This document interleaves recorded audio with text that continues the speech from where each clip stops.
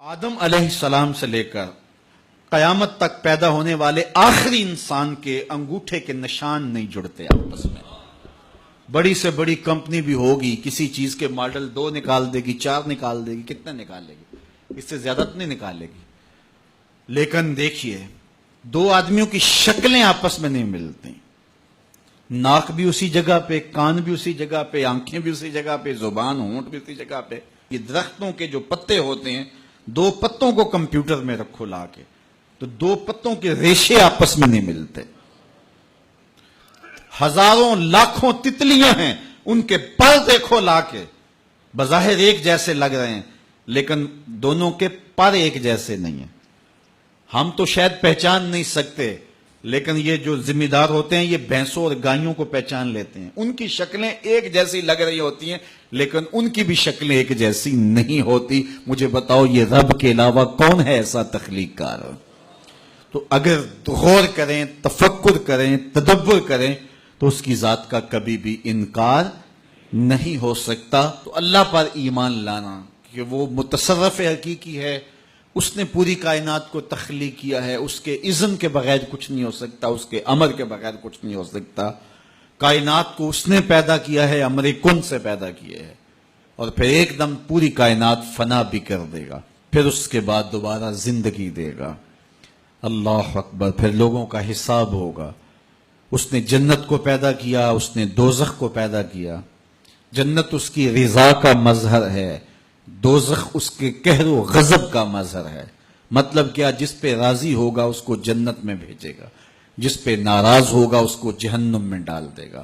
تو جنت کی طلب کرنا اللہ کی رضا مانگنا ہے، جہنم سے پناہ مانگنا اللہ کے قہر و غضب سے پناہ مانگنا ہے کہ مالک اپنے قہر و غضب سے بچانا. دونوں اللہ کی پیدا کردہ ہیں اور تیار ہو چکی، اعدت، بالکل تیار ہو چکی. جنت بھی تیار ہے، جہنم بھی تیار ہے.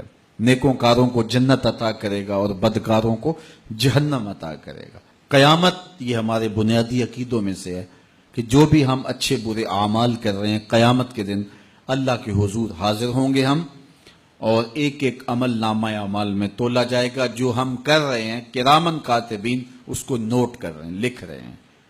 اور وہ کسی سے نہ رشوت قبول کرتے ہیں، نہ کسی کی رعایت کرتے ہیں، اور نہ کسی کی فیور کرتے ہیں. جو ہے وہ لکھ لیتے ہیں. اور جب فساق و فجار نامہ اعمال پڑھیں گے تو اس میں ہر چیز لکھی ہوگی، تو بے ساختہ پکار اٹھیں گے، ما لہذا الکتاب لا یغادر صغیرۃ ولا کبیرۃ الا احصاها. ہائے، اس کتاب کو کیا ہو گیا؟ اس نے چھوٹی بڑی ہر بات لکھ دی. لکھا ہوا سامنے آ جائے گا. زمین بھی گواہی دے گی، اپنے اعضائے بدنیاں گواہی بھی دیں گے، فرشتے بھی گواہی دیں گے، اور نامہ اعمال میں بھی لکھا ہوگا. آدمی کی نیکیوں اور گناہوں کے 4 گواہ ہوں گے. لیکن اگر کسی نے گناہ کے بعد توبہ کی، اللہ 4 گواہیاں مٹا ڈالے گا. نامہ اعمال سے بھی حذف کر دیا جائے گا، فرشتوں کی یادداشتیں سے بھی ختم ہو جائے گا. جس زمین پہ جرم کیا وہ زمین بھی بھول جائے گی، اور اعضائے بدنیاں سے بھی محو کر دیا جائے گا. تو گناہ کے بعد سچی توبہ انسان کو ایسے کر دیتی ہے جیسے ابھی ماں کے پیٹ سے جنم لیا ہو، اور اس کی رحمت کا در کھلا ہے. توبہ کا دروازہ بند ہوگا قرب قیامت میں.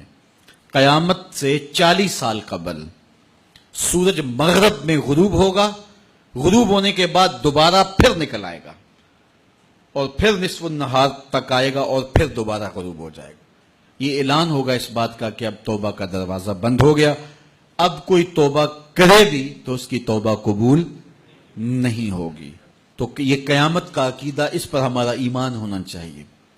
اسی طرح برزخ کا عقیدہ، اس دنیا کے اندر سے ہم مرنے کے بعد قیامت سے پہلے کی زندگی، موت اور قیامت کے درمیان کی زندگی برزخ کی زندگی ہے. اس میں 3 سوال عقیدے کے بارے میں، من ربو کا، ما دینو کا، ما کنت تقول فی ھذا الرجل. یہ 3 سوال ہیں. جو ان میں پاس ہو گیا وہ سرخرو ہو گیا، جو ناکام ہوا وہ سخت خسارے کا سودا کر بیٹھا. پھر قبر کے اندر کھڑکی کھول دی جائے گی، یا جنت کی یا جہنم کی. جس کے قبر میں جنت کی کھڑکی کھولی جائے گی تو وہ موج میں ہوگا، اور قیامت اس کے لیے دیر نہیں ہوگی. لیکن جس کی قبر جہنم کے گڑھوں میں سے گڑھا بن گیا، اس کو سخت اذیت کا شکار ہونا پڑے گا.